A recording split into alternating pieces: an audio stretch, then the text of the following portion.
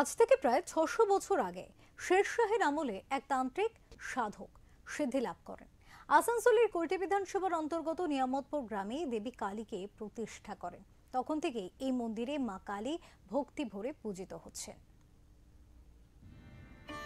কুলটি নিয়ামতপুর এলাকার কালী মন্দির ৬০০ বছরের পুরনো। মা এখানকার সাধারণ মানুষের কাছে জাগ্রত দেবী বলে পরিচিত। এটি তাই স্থানীয়দের ধর্মীয় এবং সাংস্কৃতিক জীবনের অবিচ্ছেদ্য অংশ। এই পুজো শুধু ধর্মীয় নয়, বরং স্থানীয় সমাজ গঠনের সাথেও জড়িত। এখানে দেবী কালীর মূর্তি স্থাপিত হয় ৫টি মানুষের মুন্ডের ওপর তৈরি একটি আসন বা বেদিতে, যা তান্ত্রিক সাধনার প্রতীক। এই বেদিকে পঞ্চমুন্ড আসন বলা হয়, যা দেবীর উগ্র শক্তি ও সিদ্ধির প্রতীক। জনশ্রুতি অনুসারে এই আসনটি সাধকের তপস্যার ফল, যা শেরশাহের আমলে প্রতিষ্ঠিত হয়। নিয়ামতপুর কালীবাড়ি পঞ্চমুন্ডের বেদি বলা হয় এটাকে।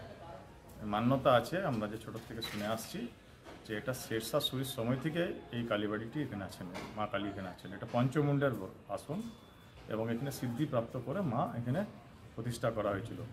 পরবর্তীকালে শেখরের মহারাজা, কাশীপুরের রাজা, এদের স্টেটের আন্ডারে এটা ছিল এবং তারপরে নিয়ামতপুর জমিদারির আন্ডারে এটা আসে এবং সেটা সেই অনুযায়ী আমাদের পূর্বপুরুষরা এটা পূজা করে আসছে। প্রায় ৬ থেকে ৭০০ বছর হতে চলে। এর যে ইতিহাস পাওয়া যায় কথিত এবং লিখিত, তাতে এই শেরশাহ সুরির সময় ধরে নেন আজ থেকে ৬০০ বছর পুরনো মন্দির, খুবই জাগ্রত মন্দির এবং এই জনপদ সৃষ্টির আগের থেকে এই মন্দিরটি আছে।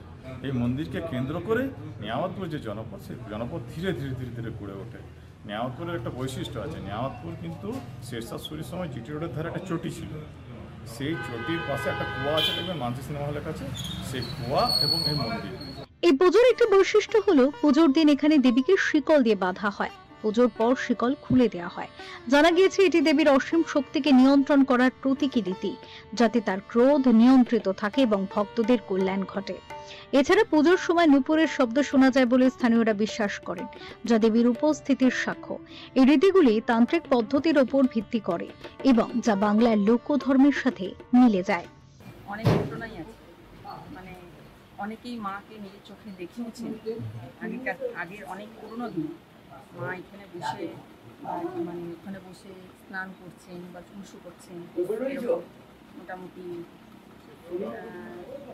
৭০-৮০ বছর পুরনো আগের ঘটনা। আমি যেটা জানি, আমার নিজের বাড়ির লোকই এখানে দেখেছে ওনাকে।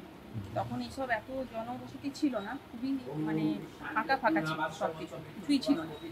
এত গাড়ি ঘর লোকজন এখানে কেউই থাকতো না। এটা একটা শ্মশানকালী মন্দির, এখানে ছিল। এই নিয়ামতপুর গ্রামের কালীবাড়িকে পঞ্চমুন্ডের বেদি বলা হয়। শাস্ত্র রীতিনীতি মেনে এখানে পুজো হয়। রাত্রে সন্ধিক্ষণে পুজোতে বলি দেওয়া হয়। কালী পুজোর দিন হয় বিশেষ পুজো।